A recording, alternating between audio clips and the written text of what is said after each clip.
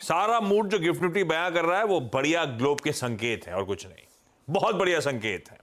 तब और अब वीरू ने दिखा दिया आपको एशिया कैसा बिहेव कर रहा है। बढ़िया मूड है। Overnight US, over the weekend US कैसा था, मैं तब और अब दिखा देता हूं। हमने कहा 3:30 बजे फ्राइडे को फ्यूचर्स छोड़े थे और आज सुबह 8 बजे कहां पे खड़े हुए हैं वो आपकी स्क्रीन पे। करीब 500 पॉइंट का डाउ में डिफरेंशियल है जो डाइजेस्ट करना है। लाइकवाइज बाकी बेंचमार्क्स आपकी स्क्रीन पे जहां छोड़े थे उसके ऊपर ही चल रहे हैं क्योंकि आज सुबह के फ्यूचर्स बढ़िया मूव दिखाते हुए साथ साथ। ऐसे में नीरज जी गुड मॉर्निंग।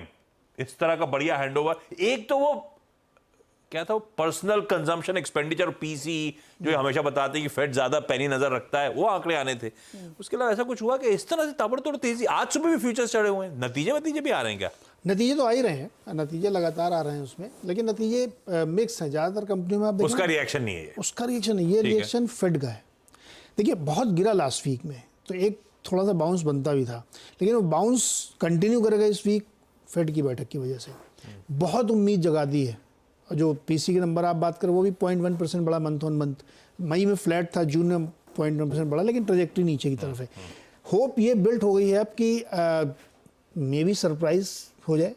अगर सरप्राइज नहीं होता है तो कम से कम कमेंट्री का टोन ये रहेगा कि सितंबर में एक कट आ सकता है। पॉलिटिकल डेवलपमेंट भी ऐसे हैं कि सितंबर में एक कट बनता है। सो मार्केट उसी को प्रीएम्प्ट करते हुए तेज़ी बना रहा है और मुझे लगता है कि वो चलेगी इस हफ्ते।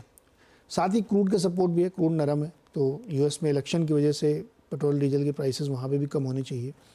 तो ये एक इंटरनल है मार्केट में, लेकिन अभी भी ये नहीं कह सकते आप कि एकदम ऐसे ही रहेगा।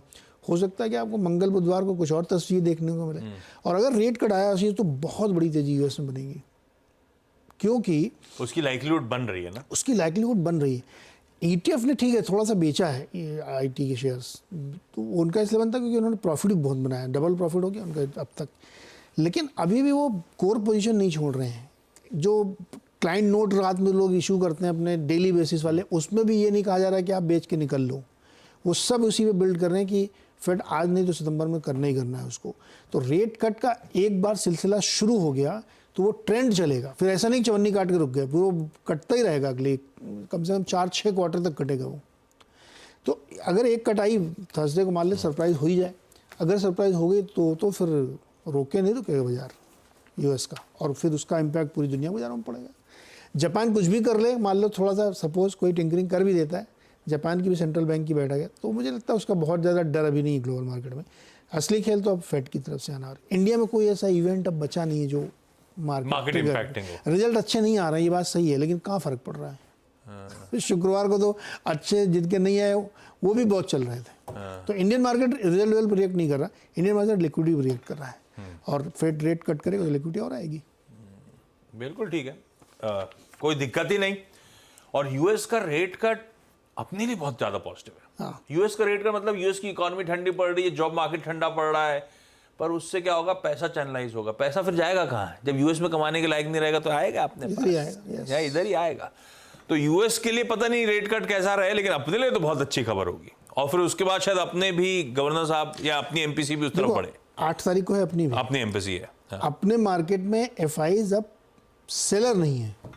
हाँ वो थम गया, पर बायर लौट के नहीं आए ढंग से। इतने महीनों सेलिंग करी, पिछले एक महीने में ना, वो मतलब पहले तो नेट बायर हो गए थे, थोड़ा सा चाहे 100 करोड़ कह रहा हो, अब वो सेलर नहीं है। तो अगर आप सेलर नहीं हो और डोमेस्टिक फंड 200 करोड़ बाय करेगा तो भाग जाएगा मार्केट।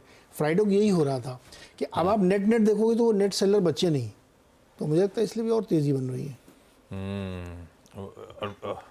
वीकेंड पे सबसे ज्यादा वैसे हल्ला मचा हुआ था यूएस प्रेसिडेंशियल इलेक्शंस में, वो बिटकॉइन के स्ट्रैटेजिक रिजर्व। हालांकि ट्रम्प साहब ने कहा नहीं मुंह से अपने, पर तैयारी हो रही है, लेकिन तैयारी होगी, बिल्कुल तैयारी हो रही है। तेजी भागा है। हाँ यार, बिटकॉइन का अगर स्ट्रैटेजिक रिजर्व यूएस बनाना शुरू कर दे तो ये तो फिर। अच्छा, कमला हैरिस ऑलमोस्ट डन, वही लड़ेंगी। फंड रेज कर लिया उन्होंने। हाँ, फंड आज तो तगड़े हैं उनके लिए, लेकिन वो अभी उनके इंटरनल इलेक्शन नहीं होंगे क्या? वोटिंग होगी ना 19 अगस्त, नाम मात्र रह जाएगी। 19 अगस्त को डिसाइड होगा फाइनल ऑफिशियली कि यही है। चलिए भाई, अब आए, ये है ग्लोब के बढ़िया से संकेत। होप्स पे सारा मूड मॉल बना हुआ है। होप मतलब वेडनेसडे शाम को, रात को